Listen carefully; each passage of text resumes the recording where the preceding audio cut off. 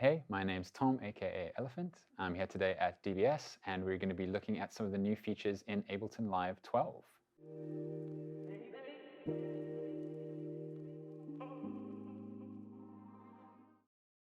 I wanted to just mention a couple other features which just weren't going to sort of naturally come up in this music making, just because they're sort of maybe features that are not directly targeted towards me necessarily. But there's two new features in Live that I think are really important features that are not necessarily going to apply to everyone, but the people that they do apply to, they're pretty important. The first one is accessibility. So Live 12 is now fully accessible to people who are blind or partially sighted and need to use some kind of screen reader or keyboard control to control the interface. So if I go up into the options menu here, you'll see there's this accessibility menu where you can have various parts of the interface spoken. And then there's this new navigate toolbar, which essentially adds a whole bunch of keyboard shortcuts for navigating the interface of Live, even when you're not able to see it, so purely with a keyboard. So for example, by pressing Control-0, what you would have noticed there is it jumped to the control bar. It selected the control bar. And there's this option here, use Tab key to move focus. When that's on, I can press the Tab key, and you can sort of see it there, is how it's moving between different parts of the interface. Essentially, the result of this is that using nothing but a keyboard, you can navigate to different parts of the interface and control Live entirely with the keyboard. So again, that's great for people who have accessibility needs, but also just for power users who want to get around with keyboard shortcuts. It's pretty cool.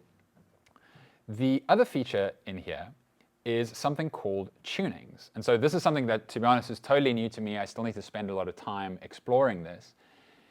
Is the way that we are all used to creating music and the way that most modern music-making tools work is based on a very Western idea of what music is. We work in what's known as 12-tone equal temperament, where we've got the notes of the scale. Generally, octaves are pretty universal across different cultures. So an octave is essentially a note. If you double or halve the frequency of that note, you get an octave. But how the scale is divided up between those octaves, what are the ratios between the different notes, there are various different ways of approaching that. And 12-tone equal temperament comes from a sort of Western tradition, and it's how most modern music software works, where you work in this particular division of the scale. But there are all these other tunings that exist either from sort of experimental music, where people are trying different tunings, or from different cultures that historically have different ways of tuning their instruments. And so now Live 12 lets you use those tunings inside of Live to retune your set. So let's use, just to kind of demonstrate this, I'm going to program in like what would be a C major scale. Let's just make this a bit wider. In here.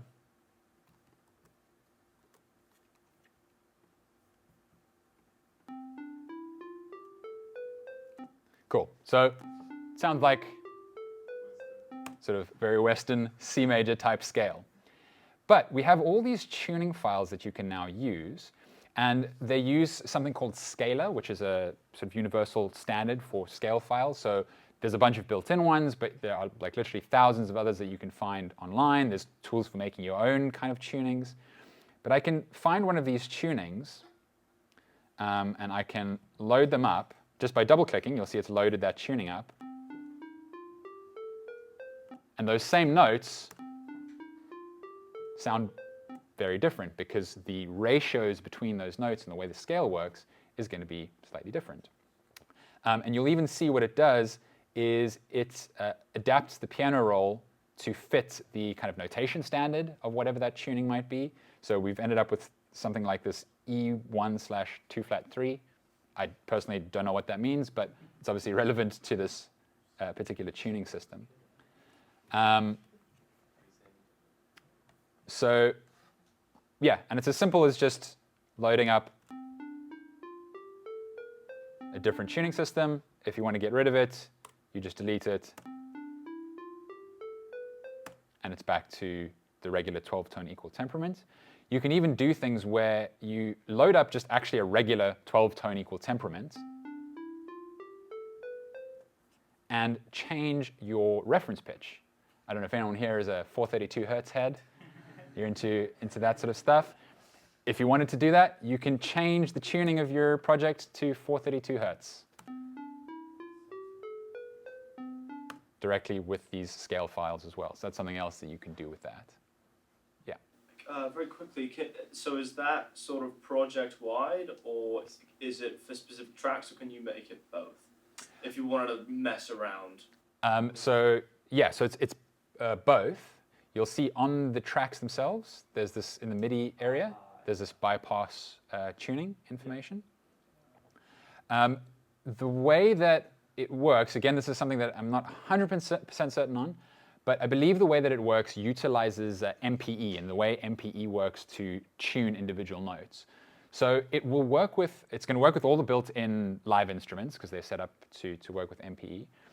With third-party plugins, you need to have a plugin that can accept MPE data, but then it will work with this sort of tuning standard as well. But so yeah, you can set it then per track. You've got all these additional kind of controls for that. And I believe, I don't think it's ready yet, if anyone's familiar with Ableton has these microsites. There's like learning music, learning synths. They're like these separate websites that they've got dedicated to certain topics. I believe they're working on one dedicated to tuning systems and sort of, because as I said, it's something I'm not at all familiar with and how you might and where you might use different tuning systems. But it's just kind of an interesting new area. Yeah. Is there any way to do like microtonal stuff through the tuning section?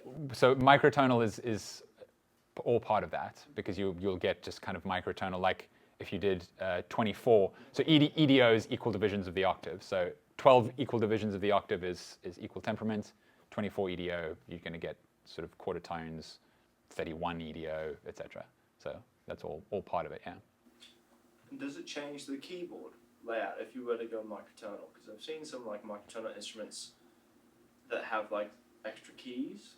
I mean, you can see there I've loaded up. It's got a bunch of kind of extra notes in there as I move through those. So it changes the MIDI piano roll.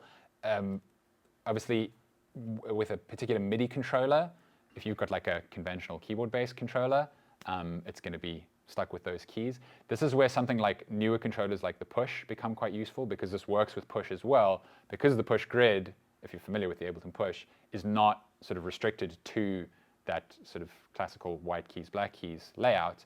It works quite well with these tuning systems as well, because it can adapt to be what sort of whatever. So I imagine things like the Launchpad and those grid-based controllers will be able to integrate this sort of stuff as well.